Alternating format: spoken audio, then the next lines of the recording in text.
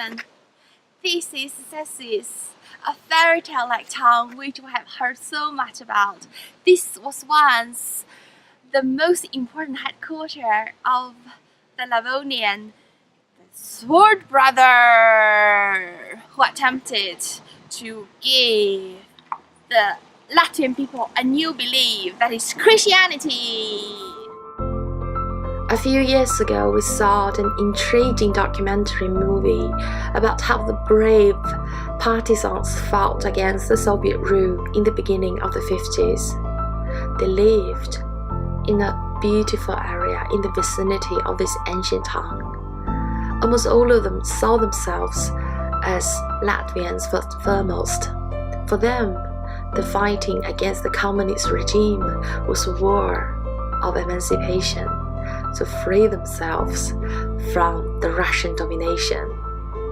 In extension, it feels like an identity struggle, which was encouraged by the grassroots amongst the Latvian-speaking citizens. It was a choice between submitting themselves to the absolute core of the communist rule without any honest scrutiny, or going back to their Catholic root, which promoted, among others, the critical thinking, freedom of speech, and independent interpretation.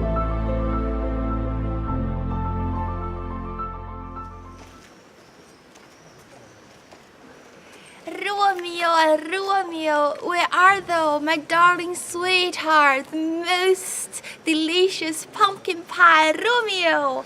And this is a perfect setting for a Shakespeare love story in this fantastic fairy tale-like town, don't you think?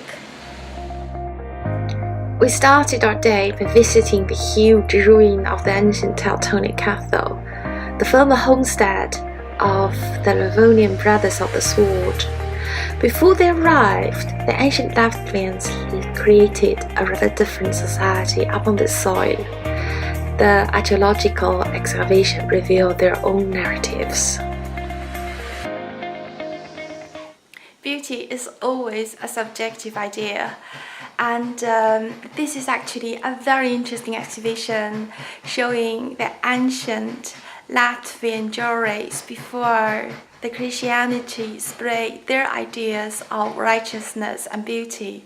And at this moment, I just wonder how many communication there was between the Latvian tribes and the Celtic tribes, because there are a lot of apparent similarities in terms of pattern, in terms of the basic jewelry design between the object which I have seen in books from the Celtic history and here in this exhibition. It's always interesting to speculate who influenced whom.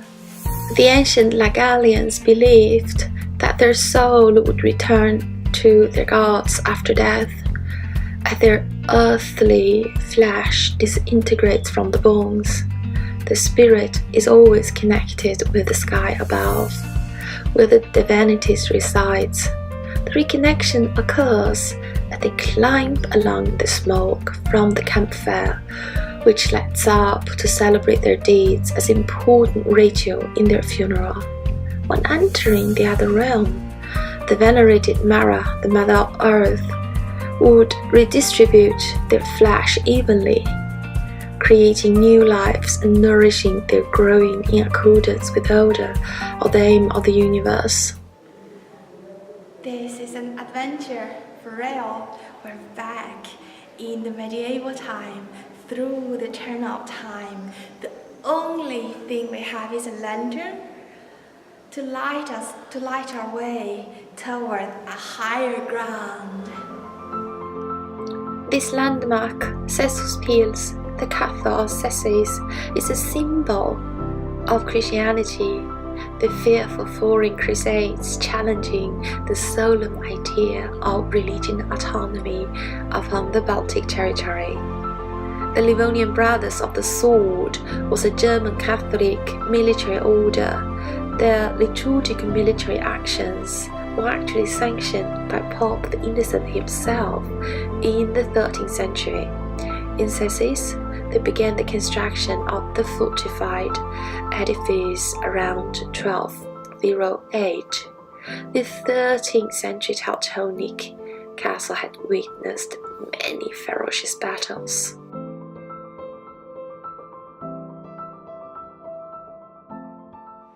This altar was actually originally used by the German Teutonic riders to commemorate the great deed of Jesus Christ. And today I would like to stand here and lecture about the contradictions, about heaven above and underground, the good and the evil, the warm and the cold, and most of all, the beautiful and the ugliness of the world. I would be quite scared if I met this gentleman up on the street. The very cruel German Teutonic knight who brought not only Christianity to Latvia, also a lifestyle from the West. Although many locals did not abandon their insular pagan religion easily, the German Crusaders introduced a broader idea of a European society upon which the idea of critical thinking or Stoic attitude were important features within the mainstream social narratives, as they continued demonstrating the authoritarian power of the Roman Catholic congregation. As the Latvians became fully integrated within the European Catholic political, socio-economical system, an increased number of traveling merchants established a regular trading route between the Baltic Sea coast and the inland regions, introducing new commodities to many relatively isolated regions, whilst exploring possible business collaborations as they progressed.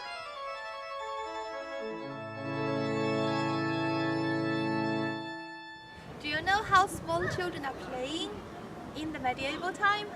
Around all the solemn and very serious Teutonic knights and priests and laymen. They play with this. Let's try my luck. Hey turkey, please stand still. Almost. Hey turkey, please be nice to me. Almost. Oh, I can always do it like this. Look, I'm good. Look. I just did it again! Cesis gradually established its status as a prominent market town, later a proud member of the Hanseatic League. In the 19th century, this town was also an important center for art and culture exchange between the Catholic world and the Orthodox congregations in the East. During the long summer days, theater performance, Russian ballet dancing, and philharmonic concerts dominated the culture scene.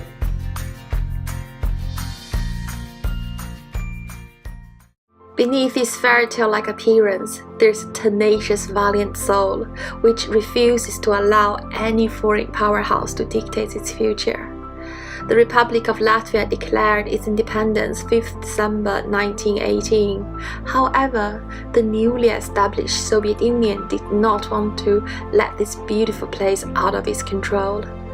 As the Red Army advanced from the east and occupied the capital city Riga, the pro-German troops continued advancing from the south toward the border of Estonia. The battle broke out June 1919 in Cesis, along the Rona River. This decisive victory allowed Latvia to enjoy its status as an independent nation in almost 2 years, before signing up the Latvia-Soviet Riga Peace Treaty on the 11th August 1920. Growing up in a communist country, Mr. Vladimir Lenin's face is just too familiar for me. It's a release that the people of Cesis didn't just throw the statues away, rather to make an exhibition here in the old park. His radical ideology has destroyed so many people's lives. It's only now people could scrutinize many of their fantasy-like plans pragmatically. I would like to know when the Chinese and the Vietnamese would be able to scrutinize their leaders such as Ho Chi Minh or Mao Zedong pragmatically. American-style hamburgers are served in many restaurants today, together with a huge glass of Latvian brewed beer or a bottle of kvass, a local sweet soda. As Latvia continues to integrate itself with the rest of the world, unique novel combinations would emerge and dominate the domestic market, also introducing their inventions to other markets, which does not always share their language or social narratives. The red roses, the symbol of passion and also the color of suffering. And this is precisely what this town is. It has been through some really tough times. Nevertheless, it rises up again. Just like the flowers, it comes up again. And as they removed the giant statue of Lenin, they just embrace a new chapter of their history. Cesis is an inexpensive tourist destination. There is a direct bus that connects Cesis with the capital city of Latvia, Riga. Though the town is compact and charming, there are many cozy restaurants which serve both the hearty Latvian meals, also the American-style fast food.